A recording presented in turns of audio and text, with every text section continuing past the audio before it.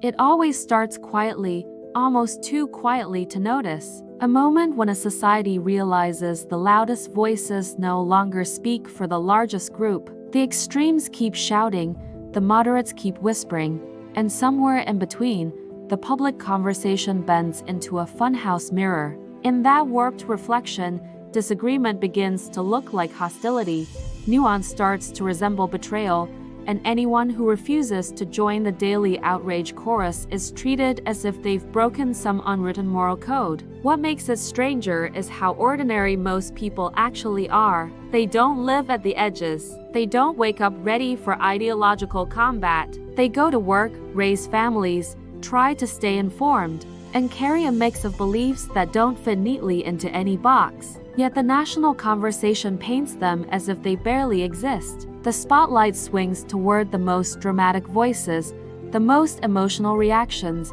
the most combustible opinions. And once that spotlight stays long enough, the public begins to believe that the loudest faction must be the entire movement. That's when the ground starts to shift. Moral lines blur. Ideas once considered reasonable get rebranded as dangerous. Behaviors once seen as harmful get repackaged as virtuous. The shift isn't in values, it's in perception. And perception, repeated with enough volume, begins to impersonate reality. The quieter majority doesn't disappear. They simply lose the microphone. Their conversations don't trend. Their opinions don't spark outrage. Their voices don't generate the kind of emotional spike that algorithms reward. But they remain steady, thoughtful, far less polarized than the headlines suggest. A strange inversion takes hold. The divide stops being left versus right. It becomes loud versus quiet, sensational versus reasonable,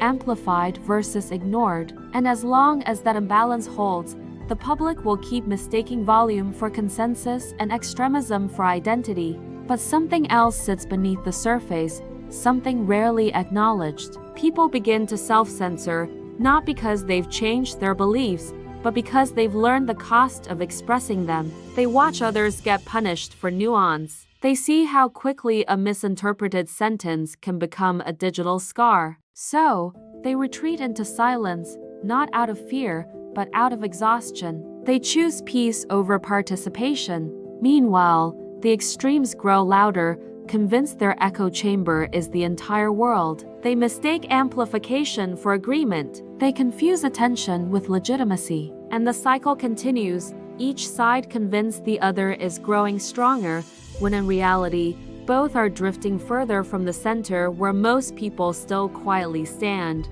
The irony is that societies rarely fracture because of disagreement. They fracture because people stop believing they're allowed to disagree. When conversation becomes performance, when identity becomes a team sport, when every opinion must be a declaration of loyalty, the culture loses its ability to think. It reacts instead of reflects. Yet the quiet majority remains the stabilizing force. They are the ones who still believe in complexity, who understand that truth rarely fits into slogans, who know that real life is lived in the gray areas. They don't need to shout to know what they believe. They don't need applause to validate their perspective. They simply continue living, observing, and waiting for the noise to burn itself out.